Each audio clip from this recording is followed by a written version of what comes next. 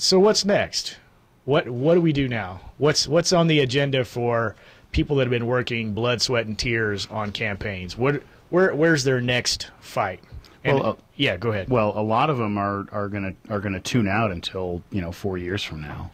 Let's be honest. That is what's going to happen to that. Well, also, though, there's a generational shift with the millennials coming in. The young people were voting this time, and they might not drop away. There's certainly going to be a lot of other pressures on their time, and they're going to be looking at how do I get a job and things like that. But there's going to be people who are still interested in building the grassroots and building our neighborhoods.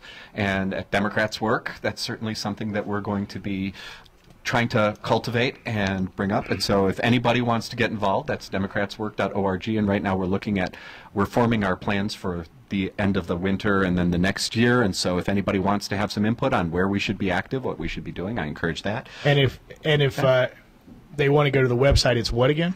democratswork.org. Okay, I'll cut you off. Go ahead. So there's that. And also there are a lot of people who have now said, okay, I'm in.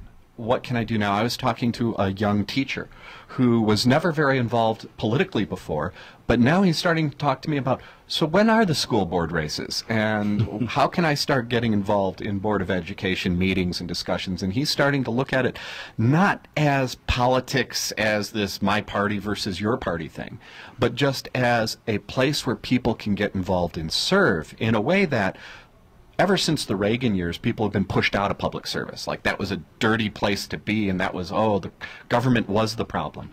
People are now looking at it and say, well, when Reagan was in we are the government. If government's the problem, then who are there's we? something wrong with the citizens of this country, and they have a lot more respect for that. And there's more people looking, on that old ask what you can do for your country model. And a lot of people are starting to say, public service is something I want to get engaged in.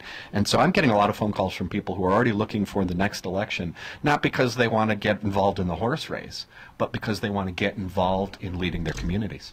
Well, and that's a wonderful thing. And for people who just want to stay in touch, I know one thing that happened after the 2004 race. It was like a couple of weeks went by, and I realized, wow, there's nobody to hang out with. And the great thing about, John, what you guys do at Drinking Liberally, and hopefully what we'll get started down the road at Sporting Liberally, is a way for people to get together and just stay in touch and stay involved. And those are friends that you develop over that period of time, and they don't ever go away.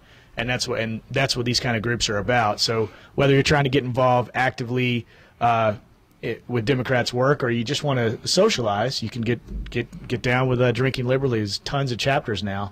And, of course, we're going to do Sporting Liberally every Broncos game at Jack and Grill. Got to plug that one more time. And that was a great game last night, man. Finally.